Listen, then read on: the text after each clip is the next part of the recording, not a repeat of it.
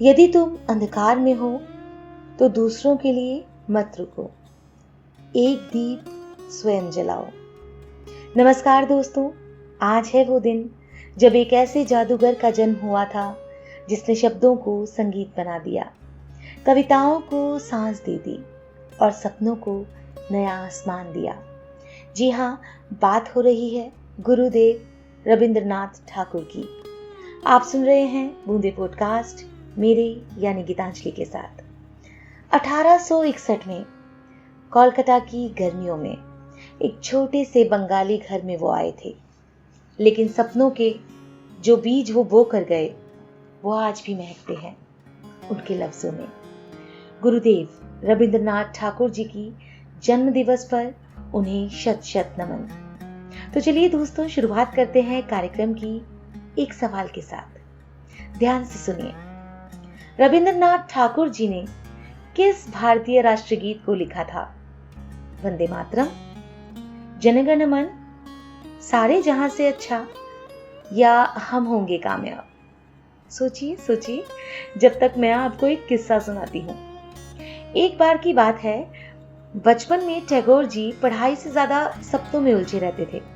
School से भागकर वो पेड़ों की छांव में बैठ जाते, नदियों से बातें करते और कविताएं बुनते रहते। उनके पिताजी ने एक दिन कहा कि रवि, पढ़ाई नहीं करोगे तो कुछ नहीं बनोगे। रवि मुस्कुराए और बोले, बाबा, मैं किताबों में नहीं, हवाओं में पढ़ाई करता हूँ। कौन जानता था यही बच्चा आगे चलकर नोबेल प्राइज जीतने वाला भारत का पहला साहित्यकार बनेगा। गुरुदेव ने हमें गीतांजलि जैसी काव्य रचना का अनमोल खजाना दिया।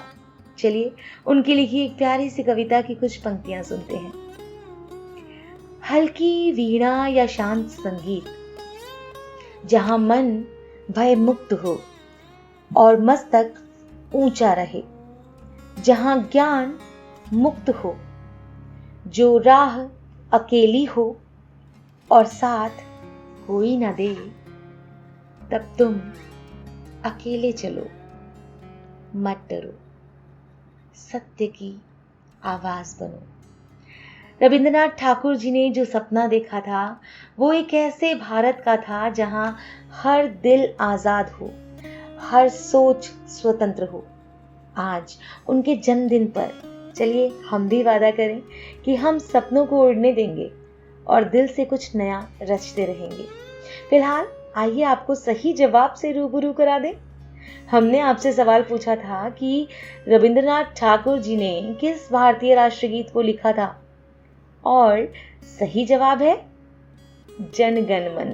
जी हाँ, हमारे राष्ट्रीय गान जनगण मन के रचयिता वही हमारे गुरुदेव थे। चलते चलते दो पंक्तियां और।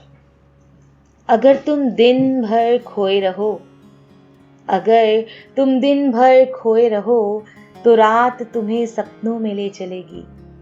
अगर तुम दिल से भरोसा रखो तो हवाएं भी तुम्हारा गीत गाएंगी। गुरुदेव को नमन और आपको धन्यवाद इस सुनहरी यात्रा में साथ चलने के लिए। फिर मिलेंगे एक नई कहानी के साथ। तब तक सपनों को जीते रहिए। आपको हमारे कार्यक्रम कैसे लगते हैं, आप और क्या सुनना चाहते हैं, हमारे साथ साझा करते रहिए। सुनते रहिए बूंदे पॉडकास्ट।